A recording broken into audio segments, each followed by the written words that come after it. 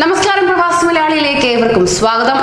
ജീവപര്യന്തം തടവ് ശിക്ഷ അനുഭവിക്കുന്ന പിതാവിന്റെ കൺമുന്നിൽ മകനെ എത്തിച്ച് ദുബായ് പോലീസ്. വികാരഹൃദ്യമായ സമാഗമത്തിന് വേദിയൊരുക്കിയിരിക്കുകയാണ്. എന്തായാലും ദുബായ് പോലീസിന്റെ പുതിയ പദ്ധതി ഏറെ സ്നേഹത്തോടെയും ആദരവോടെയുമാണ് പ്രവാസികൾ ഏറ്റെടുത്തിരിക്കുന്നത്.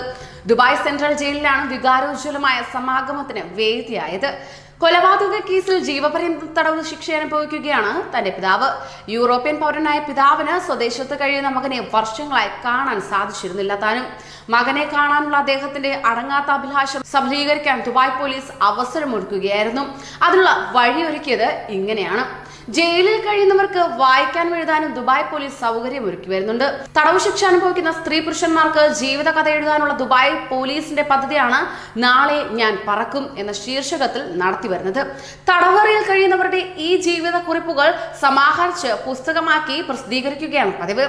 മകന്റെ മുഖം ഒരു നോക്ക് കാണാനുള്ള ആഗ്രഹം പിതാവ് വെളിപ്പെടുത്തിയത് ഈ കുറിപ്പുകളിലായിരുന്നു. ഇത് തിരിച്ചറിഞ്ഞ പോലീസ് മകനെ പിതാവിന്റെ സമീപത്തെത്തിച്ച് മാനുഷിക സ്നേഹത്തിന്റെ മറ്റൊരു ജീവിതകഥ രചിക്കുക തന്നെയാണ് പോലീസ് വേദിയാക്കിയത്. ജയിലിൽ കഴിയുന്നവരുടെ മനസ്സ് സന്തോഷപൂരിതമാക്കാൻ നിരവധി മാനുഷിക സേവനങ്ങൾ ദുബായ് പോലീസ് ചെയ്യാറുണ്ട്. തന്നെ ഏക മകനെ കാണാനുള്ള ഒരു പിതാവിന്റെ മോഹം പൂവണിയിപ്പിച്ചത് അതിന്റെ ഭാഗമാണെന്ന് ദുബായ് ജയിൽ മേധാവി ബ്രിഗേഡിയർ അലി അഷ്മാലി പറഞ്ഞു. ഒരു യൂറോപ്യൻ രാജ്യത്ത് മകനുണ്ടെന്ന വിവരം ലഭിച്ചപ്പോൾ അവനുമായി ബന്ധപ്പെട്ട് ദുബായിൽ കൊണ്ടുവന്നാണ് കൂടിക്കാഴ്ച സാധ്യമാക്കിയതെന്നും അദ്ദേഹം സൂചിപ്പിച്ചു. അപ്രതീക്ഷിതവും വികാരദീപ്തവുമായ ജീവിത നിമിഷങ്ങൾ സമ്മാനിച്ച ദുബായ് പോലീസിന് അച്ഛനും മകനും അശ്രുകണങ്ങളോടെയാണ് നന്ദി പറഞ്ഞത്. കൂടുതൽ പ്രവാസി വാർത്തകൾക്കായി ഈ ചാനൽ സബ്സ്ക്രൈബ് ചെയ്യൂ.